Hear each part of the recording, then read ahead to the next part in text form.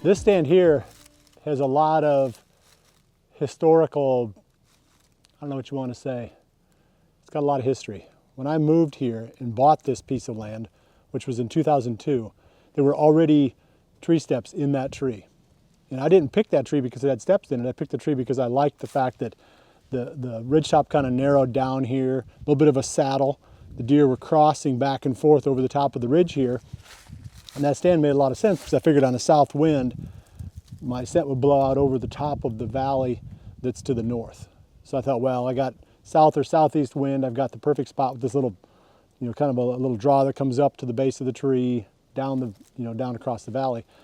Over the years, though, it's been my nemesis. You can see that we tried to put some synthetic leaves and some synthetic branches up there and anything we can do to keep the deer from seeing us. But you put two people in that tree that's this wide open and we were getting skylined.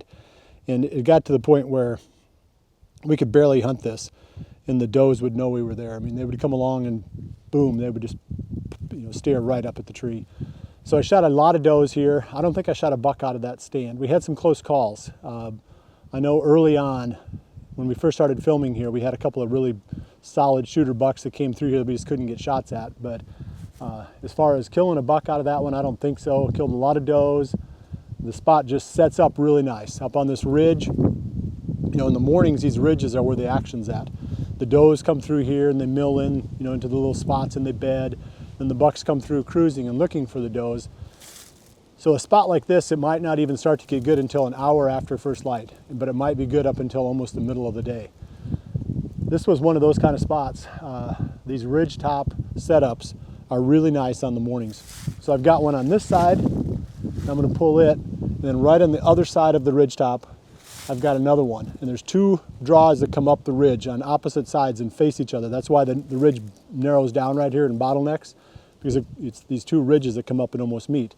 Well, that one's at the head of the other one, the other draw. I'm sorry, the two draws that come up and almost meet. But that one's at the head of the other draw, so any north wind would blow out over the top of that one.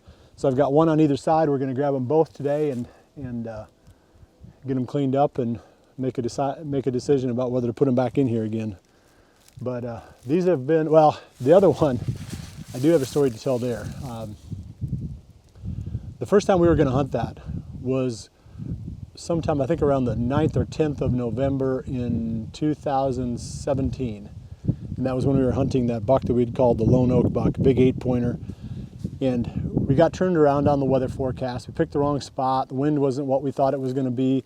So we left that spot. We had to go back to the truck, get a camera base for filming, came back up here again, got to this base of this tree, probably 2 hours after legal shooting time. We were just getting ready to climb up, and we looked down, and I was up in the tree already starting to get in, and Drake was at the base of the tree, and he kind of whistled at me.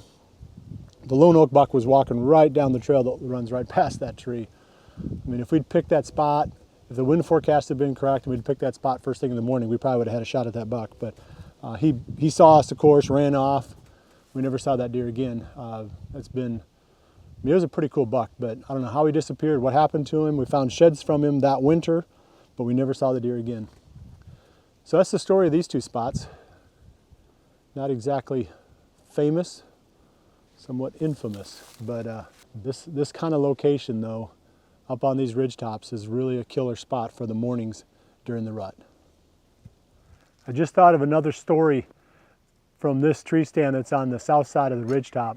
In the 2018 season, a doe was walking down that trail where the Kubota is sitting right now, and she hit our scent.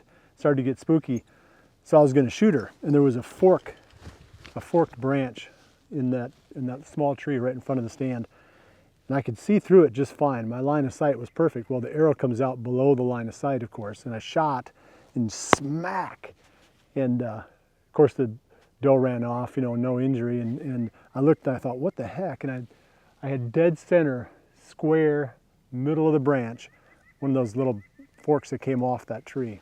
And we thought for sure that arrow would stay up there forever, but it looks like it killed that branch, and then probably in a recent windstorm, it kind of broke it loose. Now the arrow's pointing in the wrong direction. I'd say within another year or two, that arrow will be back on the ground, but that was pretty funny to actually hit that tiny little branch. right dead square in the middle. The arrow went about halfway through it. Hopefully that never happens again.